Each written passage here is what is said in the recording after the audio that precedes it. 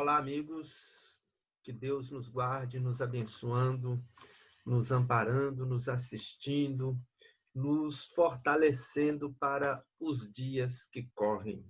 Na graça de Deus, com as bênçãos de Jesus, que possamos todos nós vencermos as dificuldades no caminho, superar esses momentos de indecisões que estão acontecendo na nossa vida, na nossa sociedade.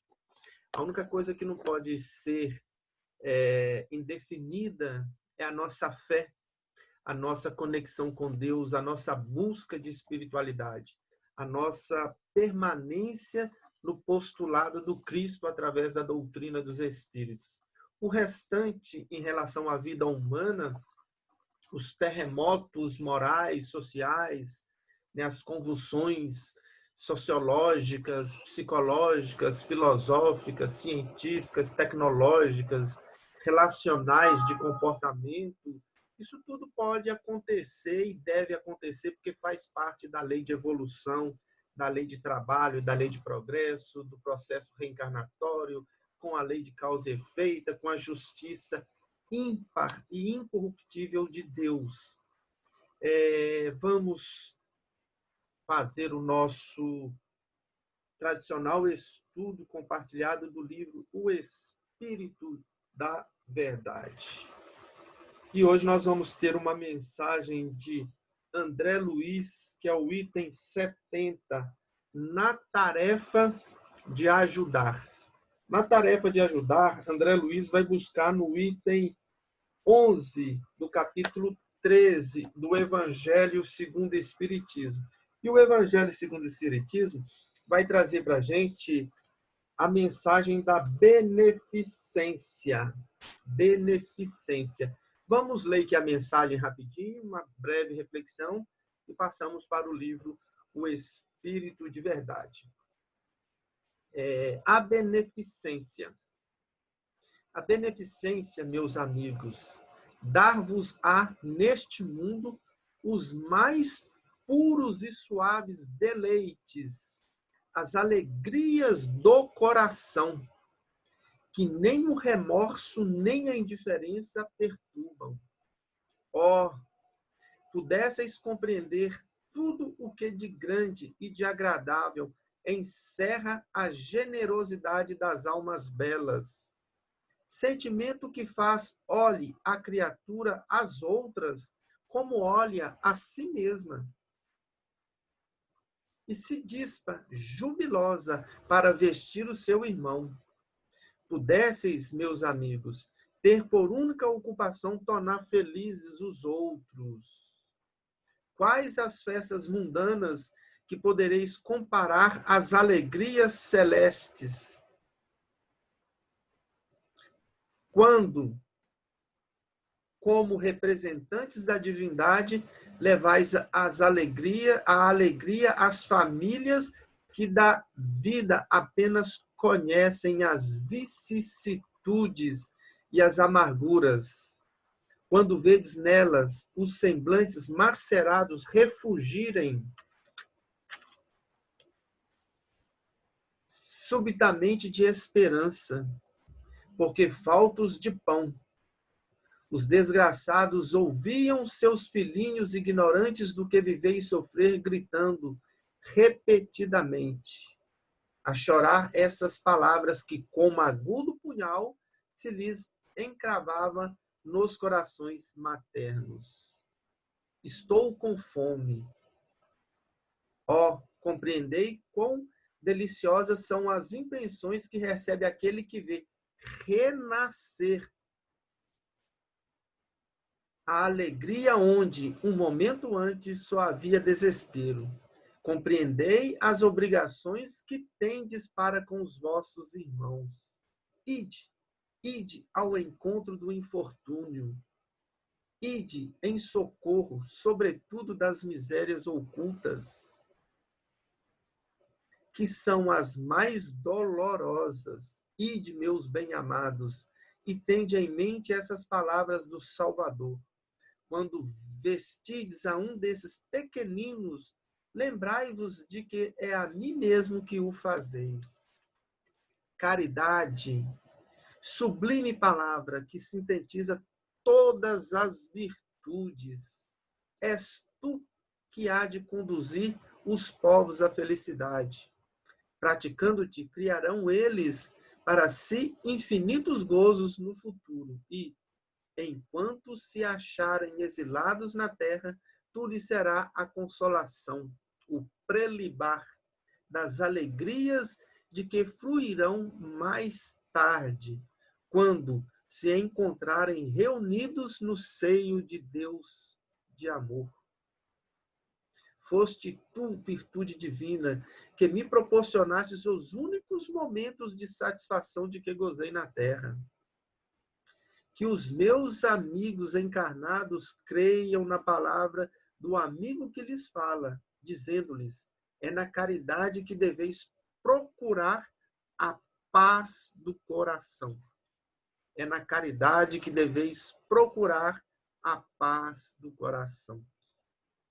E não é no egoísmo, não, viu, gente? É na caridade. Caridade é quando a gente se abre para o outro. O egoísmo é quando a gente se fecha para o outro e busque tão somente satisfazer as suas necessidades pessoais, sem se importar com mais ninguém. O contentamento da alma, o remédio para as aflições da vida, é na caridade que vamos encontrar paz de coração, contentamento da alma e o remédio para as aflições da vida. Ó, quando estiverdes a ponto de acusar a Deus, lançai um olhar para baixo de vós, vede de que misérias aliviar, que de pobres crianças sem família, que de velhos sem qualquer mão amiga, que os ampare e lhes feche os olhos quando a morte os reclame. Quão bem a fazer, ó, não vos queixeis, ao contrário, agradecei a Deus e prodigalizais a mancheias a vossa simpatia, o vosso amor, o vosso dinheiro por todos os que, deserdados dos bens deste mundo, enlanquecem na dor e no insulamento. Colhereis neste mundo bem doces alegrias, e mais tarde só Deus o sabe. Adolfo, bispo de Argel, Bordeaux, 1861. Beneficência, a beneficência, a caridade, o bem, você se deslocar de si mesmo, sair da zona de conforto, se colocar em campo a caminho do infortúnio alheio. É que nós vamos ver duas questões que a gente deve refletir. Qual é a posição que eu ocupo? A do benfeitor, aquele que pode ser o benfeitor, ou aquele que pode ser o beneficiado? Na realidade, nós ocupamos as duas. Há momentos que nós podemos ser o benfeitor. Há momentos que nós dependemos de um benfeitor, alguém que venha nos trazer. E há momentos que a gente pode ser o que leve. E é isto que o texto deixa claro para a gente. Se você está na condição de ser benfeitor, seja. Se você tem condições de fazer o bem, faça. Se você tem condições de abrir mão de algumas coisas materiais da sua vida para repassar para quem tem menos, faça. Não tenha receio, não tenha apego, não tenha medo de ficar com pouco. Nós estamos vendo aí uma situação inusitada, entre aspas, né? Inusitada para os homens e não inusitada para Deus, que rege a vida com leis sábias, justas, honestas, incorruptíveis, sem danações. As leis humanas são corruptíveis, danadas, né? Favorece grupelhos, né? Uma série de coisas que a gente já conhece. As de Deus, não. As de Deus são justas, são sábias, são diretas, vão ao ponto. Quem queima a consciência tem que se refazer. Quem não queima, não precisa se refazer, né? E nós estamos vendo aí que há um processo virótico na humanidade que não escolhe preto, branco, homem, mulher, né? Homossexual, heterossexual, americano, brasileiro, argentino, venezuelano, chinês, japonês, europeu, sul-americano, africano. Enquanto a gente preocupa com o status social, com a pompa, com os grupelhos, esse vírus vem e dissemina pela humanidade. E ele vai chegar em quem tem que chegar. Em quem abrir as portas emocionais e psicológicas. A gente sabe que o maior processo de imunização que o ser humano tem é ter um coração bom e uma mente lúcida, conectadas às coisas espirituais. E tem muitas pessoas desconectadas nesse momento, passando por processos de ansiedade, de depressão, de aflições, de angústia, de medos, de incertezas.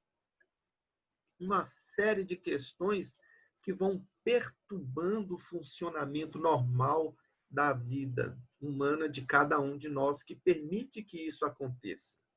E é quando a gente lê esse texto, que é do século XIX, ali na França, né, onde as pessoas passavam por privações materiais e era necessário que alguém levasse algo como benfeitor. Na realidade, só existe um benfeitor, que é Deus, que é o dispenseiro de todas as coisas. Nós somos apenas instrumentos. O que nós podemos oferecer é aquilo que já está no nosso coração. Ou bem, ou dureza. E nesse sentido, a gente vai caminhando, né? Quanto a gente puder consolar, acolher, né? Sustentar, incentivar, fazer as coisas que vai gerar uma paz para o outro, estaremos buscando a paz para a nossa consciência, o nosso coração. É na caridade, é na fraternidade, é na solidariedade, é na compaixão, é na comunhão das energias benéficas da vida que oferecemos para os outros que vai gerar todo esse manancial de luz para a gente. Paz de coração, saúde para a vida, felicidade interior. É isto que o bem faz, é isso que a caridade faz, é isto que a beneficência faz. Nós estamos dispostos a nos engajar na tarefa de ajudar? Por que na tarefa de ajudar? Porque o bem vem de Deus. Agora, ajudar que esse bem chegue ao outro, quer material, quer emocional, psicológico, espiritual, é uma posição que nós podemos ocupar. E se podemos ocupar a posição de benfeitor, o que vamos recusar? Será que nós precisamos cair na condição de necessitados? Se temos forças, condições, vamos fazer a nossa parte. Não tem ninguém impossibilitado de fazer a sua parte. Na tarefa de ajudar. André Luiz vem trazer para a gente várias frases, nós vamos devagarzinho aqui, já fizemos uma introdução. Claro que é uma forma minha de interpretar, cada um tem a sua. Busca o Evangelho, capítulo 13, o item 11, 12, 13, 14, 15, tudo vai falar sobre a beneficência, sobre a caridade. Leia, tira suas conclusões, concorde comigo, discorde de mim, mas busque aquilo que te conecte a Deus, dentro das suas possibilidades. Auxilie a quem lhes procure a presença. mas não se esqueça de socorrer diretamente quem padece à distância. Às vezes alguém bate a nossa porta. Às vezes alguém cruza o nosso caminho. Alguém está do nosso lado no grupo espírita, no nosso local de trabalho, tudo mais. Devemos auxiliar essas pessoas, esses, né, mais próximos. Mas André Luiz aqui está falando, e o que está distante? E aquele outro que padece? Às vezes tem um tsunami lá na Ásia. A gente pode enviar alguma coisa para lá. A gente pode enviar prece, boas vibrações. Se eu tiver condições materiais, fazer o auxílio. Nós tivemos o tsunami lá na Indonésia, lá no Haiti, terremoto no Japão. Né? Às vezes é de um outro estado do nosso país. Aqui no Brasil tivemos, principalmente em Minas Gerais, em Brumadinho, a represa que se rompeu. Aqui pertinho de nós, Riacima, aqui para cima ali, que eu esqueci o nome, Mariana, a represa de Mariana, que também rompeu. Quantas pessoas foram prejudicadas por esse processo? Muitas morreram, muitas famílias aí sem os seus entes queridos, sem as coisas materiais. A gente pode estar enviando um auxílio, uma ajuda, pode estar fazendo algo. Se eu não posso ir lá, se eu não posso doar o material, prece, boas vibrações. Às vezes uma prece bem sentida, bem vivida, é um jato de luz que ilumina a mente de alguém que está num desespero, lá do outro lado do mundo, porque a prece vai mais rápido do que a luz do sol. Ela tem a força do pensamento. Raio laser.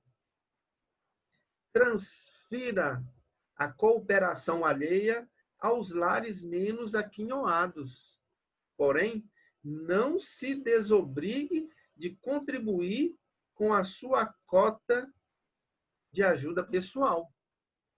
Vamos, sim, transferir a cooperação alheia aos lares menos aquinhoados. Mas também vamos dar a nossa contribuição, a nossa cota. Façamos a nossa parte. Cumpramos com os nossos deveres.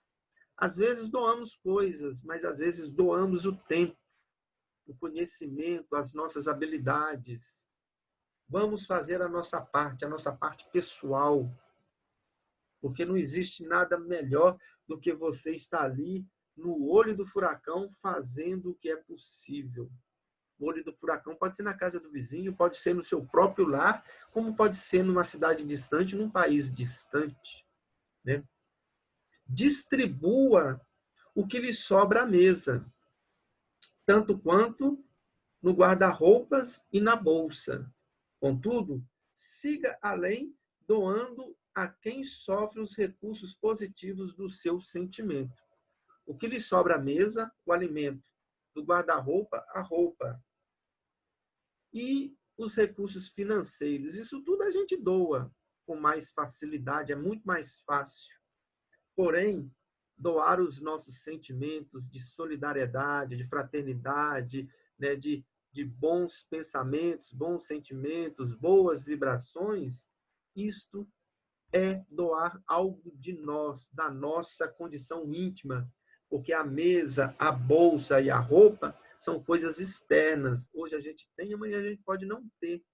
Isso vem de Deus, vem da vida, vem do trabalho. Claro que a gente trabalha para conquistar nossas coisas.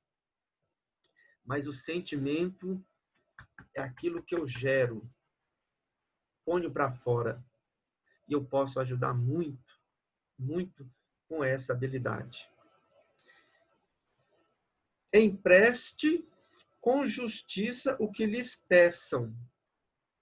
No entanto, não menospreze transformar os seus empréstimos em dádivas fraternais. Emprestar com justiça. Me pediu alguma coisa? Empreste com justiça. Mas se eu puder transformar esse empréstimo em dádiva fraternais, ou seja, transferir, às vezes a gente dá um presente para alguém, a aguinha de Belo Vale, fluidificada lá nos catacumbas de Contagem. É um centro espírita novo que existe em Contagem, nos moldes antigos que André Luiz, não, Allan Kardec, definiu como reuniões particulares. Só para a gente não perder o costume da água fluidificada de Belo Vale. A gente dá alguma coisa para alguém e fica vigiando. E se aquela pessoa, às vezes, repassa aquele trem, a gente cobra. Nossa, eu dei. E aí, olha a decepção, porque ele já nem prestou atenção naquilo que eu dei, já passou para os outros, aquele negócio todo. Isso não foi uma dádiva fraternal, foi um empréstimo. Eu passei para ele, mas fiquei com a posse. A dádiva fraternal é quando eu me desligo daquilo que eu passei para o outro. A partir do momento que entrou para as mãos dele, é dele. A partir do momento que eu não ligue mais atenção ao objeto ou à situação, é dádiva fraternal. O prazer é de repassar. O infortúnio é você ficar prendendo, agarrado, mesmo com a posse na mão do outro. Mas está aqui, ó, preso, egoisticamente. E a gente ainda fica vigiando. E André Luiz fala assim, transforme isso em dádivas fraternais. Doa, deixa circular. Talvez um livro lido possa circular na mão de muitos outros que vão ler e vão extrair os conhecimentos necessários. Às vezes eu dou uma peça de roupa que serviu para mim, pode servir para o outro, pode servir para o outro, pode servir para o outro, e por aí vai. Colabore indiscriminadamente para o bem de todos aqueles que lhes estejam próximos. Colabore para o bem de todos aqueles que estejam próximos. Todavia, esforce-se por aprimorar os métodos da sua colaboração para ajudar melhor.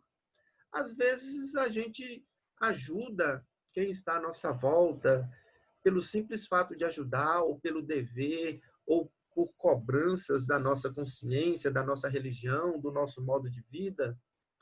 Quando o André Luiz nos convida a aprimorar essa forma, é quando a gente começa a fazer isso espontaneamente, com um desejo sincero de fazer, de colaborar. Quando a gente tem vontade de ir ao encontro do outro para lhe ser útil. Aí sim nós estamos aprimorando. Às vezes a gente distribuía alimentos lá na colônia Santa Isabel, próxima ali na Casa de Etelvina, que é um braço direito da nossa instituição, a qual a gente é filiado por mais tempo, e dava comida, mas ainda brigava, falava umas palavras mais duras com aquelas pessoas mais impulsivas, né? Isso tudo é uma forma de ajudar, mas você também passa um venenozinho energético, né, naquelas questões todas. E a gente acaba colocando um peso de amargura no trabalho, que a consciência vai cobrar depois. Precisava de ter gritado, precisava de ter xingado, precisava de ter sido rude, grosso. Mas com o tempo a gente vai aprendendo a aprimorar melhor, porque o que está passando com o processo de aprimoramento é o nosso sentimento, é o nosso pensamento, é a nossa disposição de servir. E depois você vai perceber que aquela pessoa que está ali rude, na fila, às vezes até furando fila, às vezes até querendo pegar 2, 3 coisas, ela tem uma necessidade ainda muito preemente no campo da matéria. Às vezes pode estar passando até fome, pode estar com dificuldade, às vezes pode estar enganada, querendo só ludibriar, mas é questão dela, não é nossa. A nossa é de aprimorar o sentimento. E sentimento aprimorado com Cristo se aproxima do amor mais sublime. Organize a sua vida em disciplina rigorosa no dever cumprido. Ainda assim, faça o tempo de persistir no trabalho de assistência aos irmãos em luta maior. Ou seja, Nós podemos ter uma disciplina de organização do nosso tempo, cumprir com os nossos deveres profissionais, sociais, né, religiosos e tudo mais. Porém, não devemos deixar de persistir no trabalho de assistência, da fraternidade, da solidariedade, né, no trabalho de comunhão de pensamentos em Cristo. Nós temos que ter um tempo para este trabalho. Sair da zona de conforto, sair do nosso cadinho, daquela segurança, né? É mais fácil ir para um clube no sábado de manhã do que ir para um trabalho voluntário, uma campanha do quilo, um trabalho na instituição, algo nesse sentido. E muitas outras formas, né? Atenda ao estômago faminto e ao corpo enfermo do companheiro em provação. Entretanto, não recuse favorecê-lo com a palavra consoladora e com um livro nobre. Isso aqui é aquela história do peixe e da vara. No primeiro momento, dê o peixe. Deixe que a pessoa se alimente. Quando a pessoa se fortalecer com o tempo, dê a vara, ensina a pescar. E é isso que André Luiz está falando.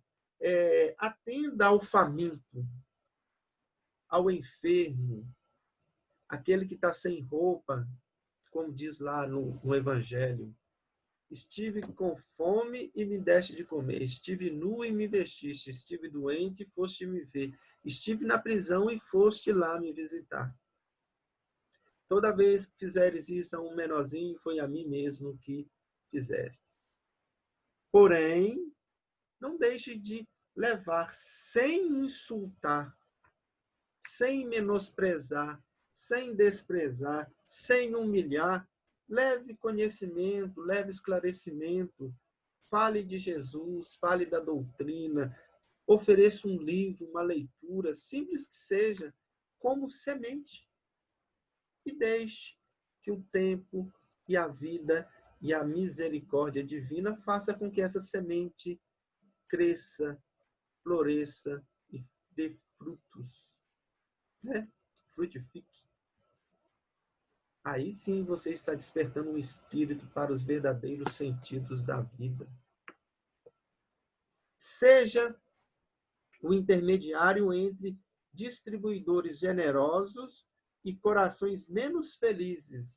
Porém, não deixe de convidar aos que se beneficiam materialmente a se beneficiarem do ponto de vista moral, nas visitas de socorro evangélico de solidariedade humana.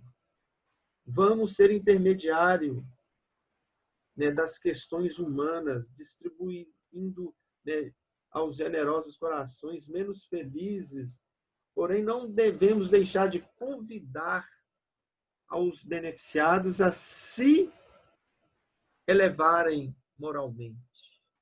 Ou seja, doemos, façamos, mas vamos convidar o beneficiado a se elevar moralmente, sem ultrapassar os limites, sem fazer uma troca. Eu só te dou se você fizer. Só faço isso se fizer aquilo. E não é isso. Nós devemos ajudar a outra pessoa a se elevar moralmente. Aquilo que Jesus falou assim: mulher, ninguém te condenou? Eu também não te condeno. Porém, vá e não peques mais. Olha a recomendação. Não volte a pecar, não volte a cair. Você não está sendo condenada, não vai ser mais apedrejada neste momento. Eu não vou te condenar porque eu não tenho o direito de condená-la. Porém, oriente sua vida de forma diferente. Não busque voltar aos mesmos erros para que não te aconteça coisa pior. Simples. Sem exigências. Sem o chicote ou o azorrangue, né? Ali, como diz o Evangelho, da cobrança. Dê o máximo de suas possibilidades no amparo aos semelhantes.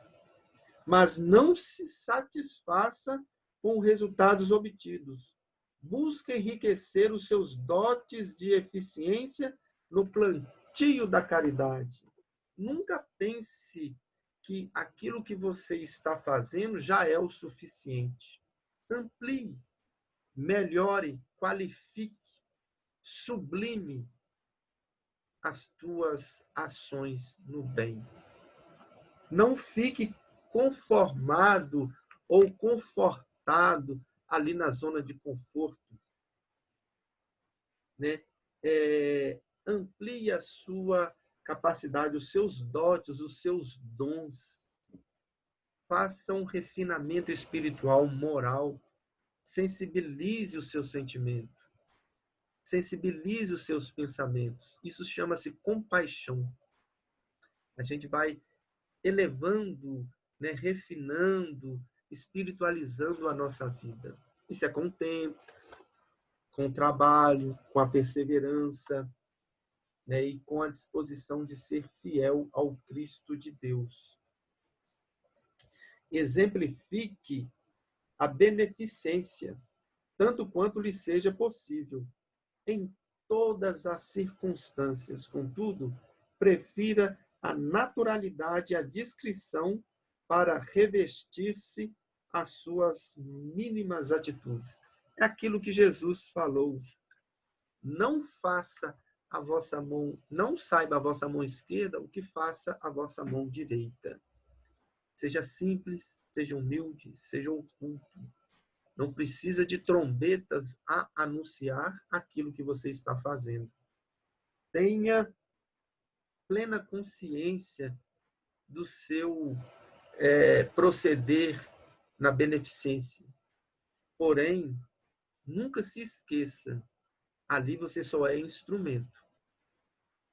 Instrumento das divinas leis. Instrumento da vontade de Deus. E não perca essa oportunidade. Não deixe que as coisas do mundo tirem-lhes essa oportunidade. Porque quanto mais a gente trabalha no bem, mais dificuldades acontecem. Porque as dificuldades é o refinamento do nosso sentimento e do nosso esforço no bem. Já que o bem ainda não é natural, como era natural em Jesus. Não é natural em Jesus. É tão natural que uma senhora, depois de 12 anos de tentativa de curar um mal que lhes acometia, que impossibilitava dela ter uma vida normal entre os seus ali na época, ela só de tocar na vestimenta de Jesus, ela se curou. Isso é o bem que sai naturalmente. Jesus, assim, alguém me tocou porque eu senti que saiu de mim virtudes, ou seja, energias que foram capazes de curar uma senhora que, às ocultas, no meio de uma multidão, tocou nas vestes de Jesus e por ele foi curado, sem que ele precisasse ligar a atenção. Porque a intenção era dela, não era dele. Mas ao ser tocado, ele liberou virtude, naturalmente. É isso que nós estamos precisando.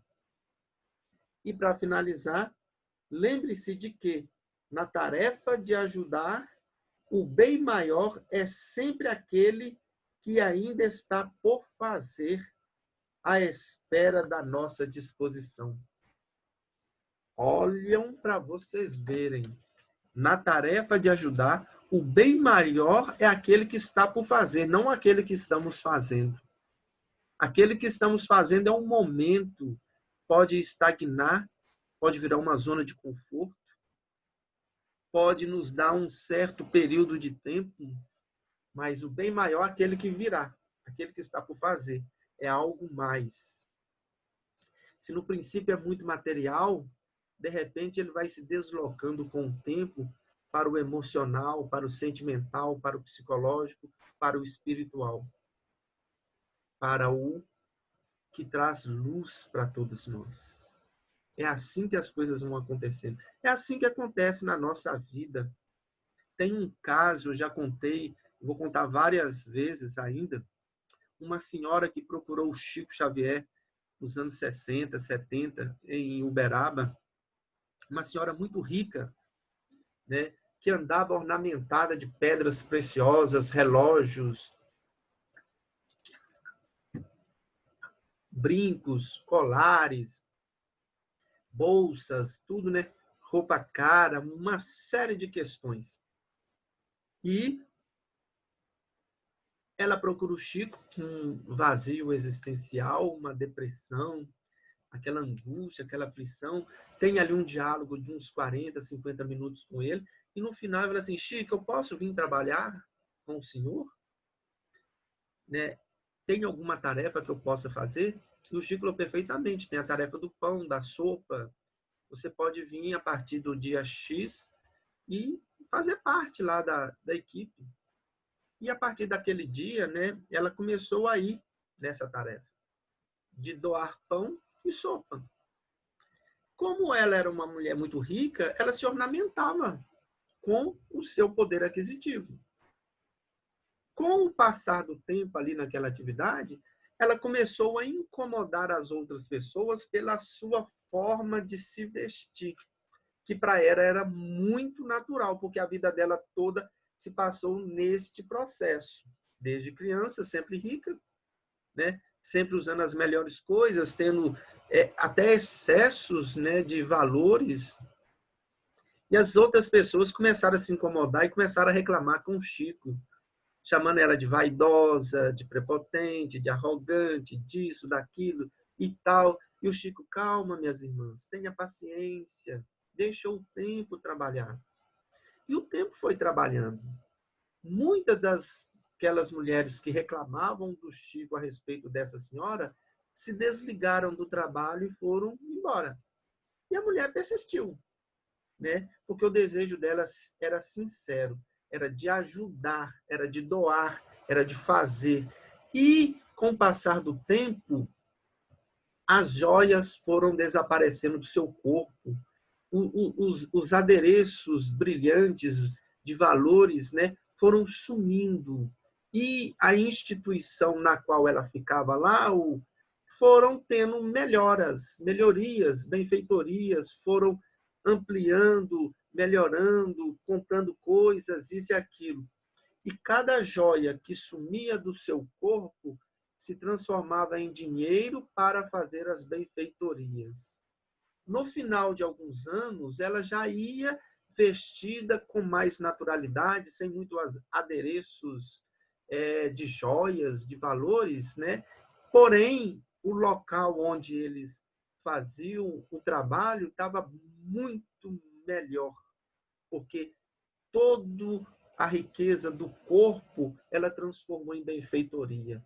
E durante muitos anos, mais de 20 anos, ela trabalhou na distribuição do pão, da sopa, das roupas e de outras questões.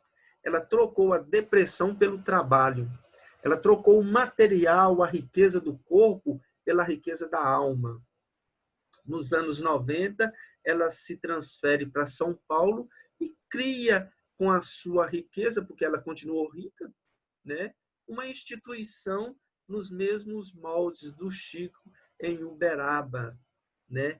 E continuou dando sopa, dando pão, dando roupa, fazendo uma série de ajudas aos mais necessitados. Porém, com uma mente mais espiritualizada, com um coração mais evangelizado, com um espírito mais iluminado. Por quê? O modo de vida que ela tinha recebeu a oportunidade dela se transformar numa benfeitora e fazendo a benfeitoria para os mais necessitados, ela recebeu do benfeitor maior a graça e a felicidade que o mundo não pode oferecer. Não há felicidade no mundo, por mais pomposo que seja, que possa superar uma gota de felicidade espiritual proporcionada por Deus. Aqui o texto do Evangelho deixou claro. As festas humanas são irrisórias em relação às alegrias celestes, por mais pomposas que elas sejam. E lembrando que as festas humanas comportam um número reduzidíssimo de pessoas. E as alegrias celestes está para todos os espíritos existentes no universo que se coloca com a túnica nupcial, ou seja, o coração mais apurado para ser um partícipe desse banquete divino, que não tem portas fechadas para ninguém e não faz distinção de classe, de cor de pele, de orientação sexual, de ideologia política. A túnica nupcial, gente, é o coração sem as nossas imperfeições humanas. E é isto que a beneficência propicia para todos nós. Que Deus nos abençoe, nos guarde, nos ilumine e nos dê muita paz, que possamos refletir no bem que possamos fazer, mesmo com esse processo pandêmico, que é um convite para refletir sobre a própria vida. Ok? Muita paz a todos. Que Jesus nos guarde em luz e paz. Redundantemente,